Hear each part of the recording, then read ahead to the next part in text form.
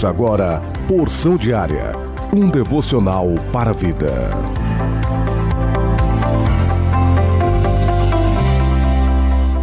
Com muita alegria, eu quero vos cumprimentar nesta segunda-feira, dia 4 de julho, com a graça e a paz de nosso Senhor e Salvador Jesus Cristo. Plano anual de leitura bíblica se encontra em 2 Reis, capítulo 24 e capítulo 25. Salmos de número 2. Provérbios, capítulo 18, versículo 13. Atos dos Apóstolos, capítulo 22, versículo 22, até o capítulo 23, versículo 11. Porção diária deste dia tem como título Clamor por um avivamento, baseado na leitura bíblica de Abacuque, capítulo 3 e o versículo 2. Senhor, ouvi falar da tua fama, tremo diante dos teus atos. Senhor, realiza de novo em nossa época as mesmas obras, faza conhecidas em nosso tempo e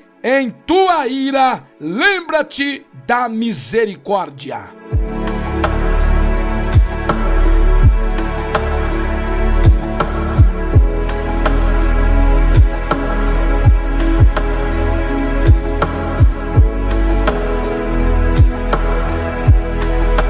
Este é um texto bastante conhecido. Eu li numa versão mais atual, mas bastante conhecido como Aviva, ó Senhor, a tua obra no meio dos anos. No meio dos anos a notifica. Na ira lembra-te da misericórdia. Eu não quero me ater ao contexto histórico em que Abacuque está vivendo, mas eu quero desde já trazer para nossa realidade, pois este precisa ser o nosso clamor em nossos dias. Aviva, ó Senhor, a tua obra.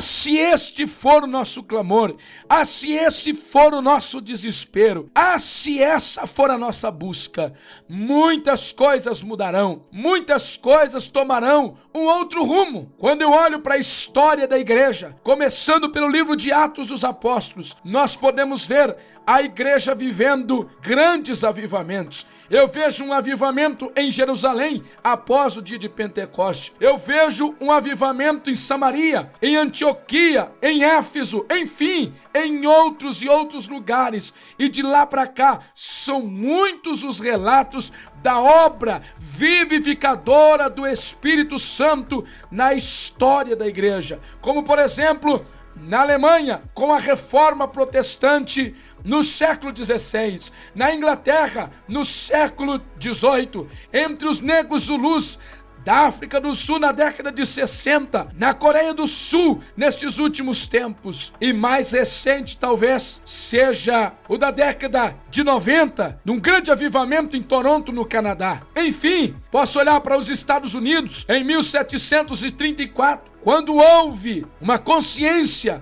da necessidade de alcançar os não crentes e fortalecer os que já estavam convertidos, quando Deus levanta Jonathan Edwards para pregar a palavra do Senhor com a sua simplicidade, mas um homem de oração e de palavra. Olho também para a história de George Whitefield, contemporâneos. Foi um grande avivalista do mesmo período. Resultado foi o nascimento de muitas igrejas e a conversão de milhares de pessoas para a glória do nome do Senhor. Por exemplo, na Nova Inglaterra, numa população de 300 mil pessoas, houve entre 30 a 40 mil conversões. Houve um fortalecimento moral nos lares. Houve um grande despertar pela busca da presença do Senhor. Obras sociais inumeráveis. Olho também para a história do avivamento entre os nossos irmãos morávios. Iniciou em 1727. Começaram a buscar o Senhor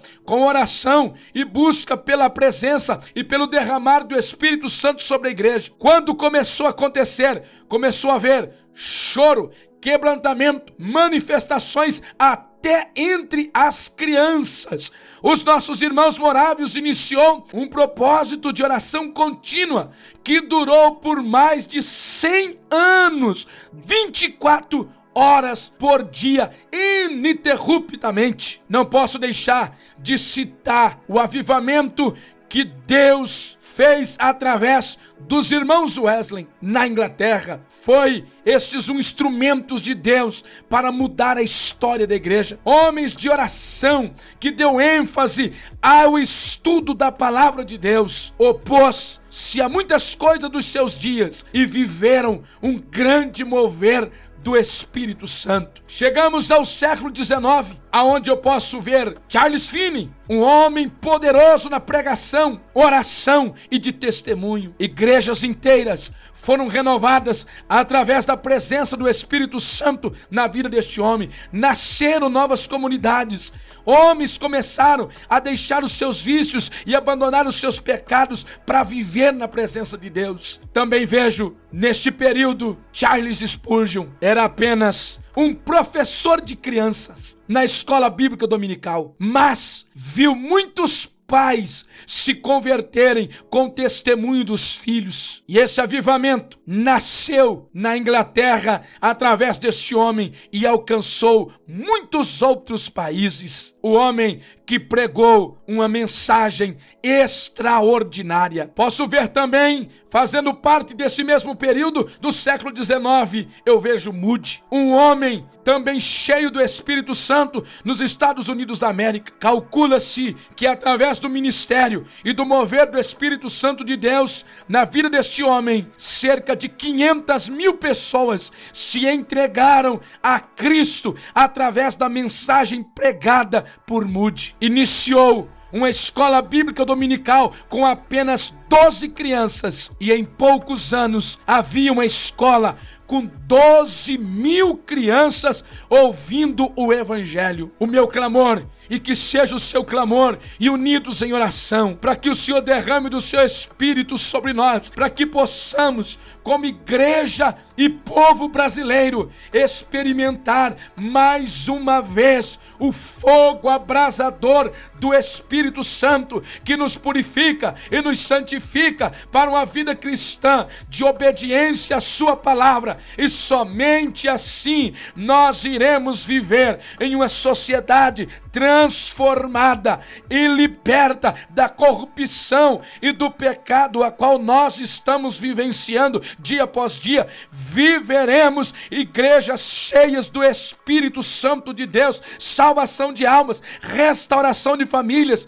grandes milagres acontecerão no meio da igreja de Cristo Jesus, se eu e você unirmos no clamor: aviva, ó Senhor, a sua obra. Eu quero, nesse momento, orar com você e por você.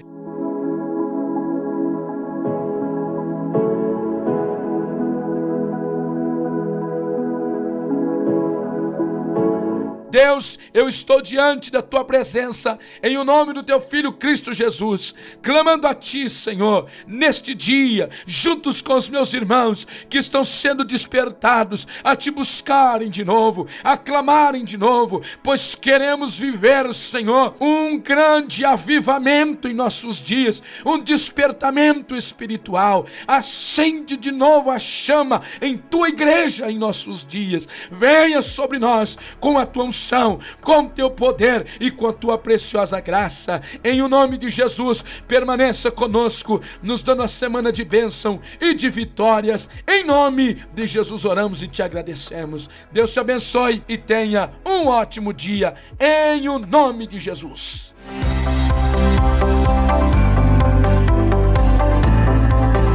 Você ouviu Porção Diária, idealizado pela Obra de Deus em Curitiba.